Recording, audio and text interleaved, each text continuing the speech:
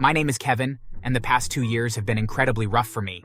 It all started off with my wife of 7 years, Danielle, demanding that we get divorced. She refused to tell me the reason why, although I had always suspected that it was because she was cheating on me. Unfortunately, I could never prove it. What made matters worse was that I was only able to hire a very inexpensive attorney, and they were steamrolled by the shark that my ex-wife hired. At the time, I had no idea how she could afford to hire him, as we shared our assets, and she hadn't worked since our children were born. Her sleazy lawyer managed to get her full custody of our 2 sons, Quinn and Felix. That was terrifying, as I wasn't even sure if she would ever let me see my children again. Not to mention, her lawyer managed to get the judge to force me to pay a large amount of child support and alimony, since I assumed that it would be going to my children. I wasn't too upset, since everything I ever did was for their benefit. She would often call me a deadbeat dad, but nothing could be further from the truth. In fact, I ended up having to get a second job just to cover my child support and alimony. When we first got divorced, I weighed over 250 pounds, but I lost an unhealthy amount of weight as time went on. I just couldn't help it, as I could barely afford anything for myself, which meant I ate the worst foods and always felt tired. Honestly, how many deadbeat fathers do you know that work 2 jobs and make sure that their children are always taken care of? At any rate, she would constantly call me on the phone and harass me. Kevin, you are such a pathetic loser. I can't believe that the judge didn't award me more money than he did. I guess it's based off your salary, though. And you work such a miserable job. No wonder our boys are always wearing rags. I work 2 jobs and send you most of my money, Danielle. I can barely afford rent and food. How on earth aren't our boys wearing better clothes? What are you spending all that money on? As if. The amount you send barely covers their food. You're such a pathetic excuse for a man. I'm so glad that I divorced you. She was so incredibly cruel, and every time she would call me like this, it would make me feel terrible for days. I tried to contact the police, but they told me that they couldn't do anything as she wasn't threatening me, and that if I wanted the calls to stop, then I should just block her number. But if I did that, then I would lose the one form of contact with my boys that I still had.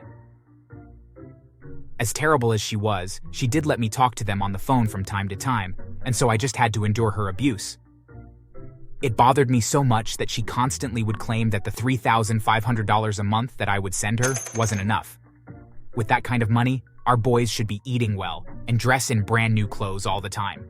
But the few times that she would let me see them, they always looked so incredibly thin and were wearing clothes that had holes in them.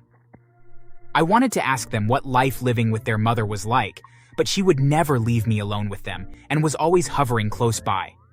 It was absolute torture, but at least I could see them, and that was enough for me. To make matters worse, as soon as the divorce papers were signed, she had her boyfriend, Rob, move in with her and my boys. Of course, I didn't like Rob as he essentially stole my wife, but it was more than that. There was something about him that concerned me, and I hated the idea of my children living with him. However, there was nothing I could do. Or rather, I thought that was the case until I spoke with my brother. Listen, Kevin, you have to do something. You're wasting away to nothing. I know you love your children, but you can't keep sending your ex-wife that much money. It's going to kill you. I have no choice. It's what the courts decided. If I don't pay, then I could get into serious trouble. Listen, I just got some money from work as a bonus. I'm going to loan it to you so you can hire a private investigator. You're giving her a lot of money and it's clearly not going to the kids. Maybe you'll find out what she's doing with it. My brother lent me $15,000, which I was incredibly grateful for, and while I really wanted to spend some of it on improving my life, I knew that he was right. Something wasn't adding up, and so I went and found a private investigator that would take my case. He wasn't cheap, but he promised that he would get results and keep me up to date on what he was finding. It did cost me $5,000, and I hoped that it would end up being worth it. At the end of the first week, he came and told me that he suspected that there was something very shady about Danielle and Rob, although he needed more time to figure out what it was. Hearing this made me a bit concerned, as I already knew that the 2 of them were dishonest people. This wasn't new information, and so I tried to be patient and wait. As the second week rolled around, that's when I knew that I had spent the money that my brother lent me wisely. The private eye discovered several things that enraged me. For starters, he discovered that Rob was beating my children by slapping them. The investigator had several videos of Rob doing this when he thought no one was looking. On top of that, He had photos of Rob and Danielle wearing designer clothes and eating out at fancy restaurants, while my boys ate frozen dinners and were forced to mend their own clothes. I wanted to take this to the police right away, but the private investigator and my brother urged me to wait just one more week, as he suspected that there was more to be found. I tried my best to wait, and it was eating me up alive to know what my boys were going through. I just felt helpless and angry both at Danielle and Rob, but also at myself for not being able to do more. However, after the third week, the investigator dropped some serious bombshells on me. Oh boy, I do have some juicy information for you. What did you find? I found out that a month after you got divorced, that Danielle and Rob secretly got married. It took some effort to find it, but I managed to find a copy of their marriage certificate. Good for them, but how does that help me?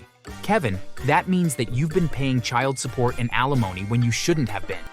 In our country, if your ex-wife gets married, then that means that they can't get alimony or child support anymore. The new husband takes on those responsibilities. That's right, but there's more. I found out that before the two of you separated that your ex-wife won the lottery. She won over $2 million, and she hid that money in a secret account. So that's how she afforded a high-priced lawyer. Okay, but how does that affect my case? It's the best news ever.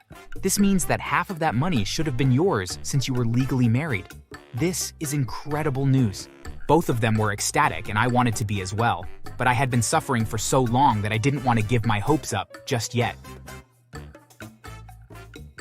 The next day, my brother and I went to a lawyer and used more of the money that I had been lent to hire them to reopen my case with my ex-wife. We gave them all the information that the investigator had been able to gather, and within a couple weeks, the lawyer brought the case before a judge. With the evidence that we had gathered, the judge agreed to re-examine my case, and after looking at everything, he completely reversed his previous ruling. The investigator had been right, but what happened next nearly gave me a heart attack. After seeing all the evidence, the judge forced my ex-wife to give me half of the money that she had won in the lottery, which was over $1 million. Unfortunately for her, that was all the money that she had left, as she was burning through it incredibly fast, but I had zero sympathy for her. Not only that, but the judge ruled that since my ex-wife also hid that she had remarried and was therefore not entitled to child support or alimony, that she would be forced to pay me back the money I had given her over the years, which amounted to more than $80,000. But since she didn't have that money, that she would be forced to sell their home so that she could pay me back. Also, that I would no longer have to give her any more money. I couldn't believe it. I was no longer going to have to give that selfish witch my money, but unfortunately, she still had custody of my boys, and there was no way that I was going to let that continue. The way that she and Rob were treating them was disgusting, and I wouldn't let it continue. So I took the videos that the investigator had taken and had my lawyer file abuse charges against Rob and Danielle. Once again, the judge saw the evidence that I had and sided with my lawyer and I. With this evidence, the police spoke to my sons, and they told them all about the abuse that they had suffered from Rob and Danielle, and it was more than enough to send both to jail for the next 10 years. On top of that, the judge awarded me full custody of my boys. In the span of 2 months, I went from poor, barely able to eat, and worried sick about my sons, to wealthy and finally able to be a loving parent to them. They were so happy to be away from my ex-wife and Rob, and with the money that I had been awarded, I was able to give them all the things that they needed and wanted. Since then, my sons have never been happier and are doing well in school and love living with me. As for me, I gained back some weight, but I managed to keep myself at a much healthier weight, and I have more energy and have never been happier. I did quit one of my jobs, as I no longer needed to work quite so many hours to make ends meet. I even started going to the gym and even dating as well, and now have a fiancé that my boys love and adore. Since my brother had been such an amazing source of help and support, I returned the loan that he had given me along with another $30,000. He tried to not accept the money, of course, but I felt that it was only right that he should share in some of my success. After all, he had proven himself to an amazing uncle and brother, and I wanted to show him how much I appreciated all that he did for us. As for Danielle and Rob, both of them are rotting in jail. I have heard that Rob has it pretty rough since the other inmates found out that he hurt children. Even though there are worse criminals in jail with him, the inmates view hurting kids as the worst crime you can commit, and so they take it out on Rob. Personally, I wonder if he'll make it through the 10 years in one piece. And Danielle doesn't have it much better. The few times I've forced my boys to visit her in prison. She looks terrible. She's clearly depressed and has gained a significant amount of weight. She now looks like a pregnant pig. She barely says a word when they see her. After all that she had put me through over the last 2 years, and knowing what her and Rob had been doing to our sons. My only regret is that she will only be in jail for 10 years. As I feel that she deserves to be in there for so much longer because of all the pain she put my sons and I through. Thanks for watching.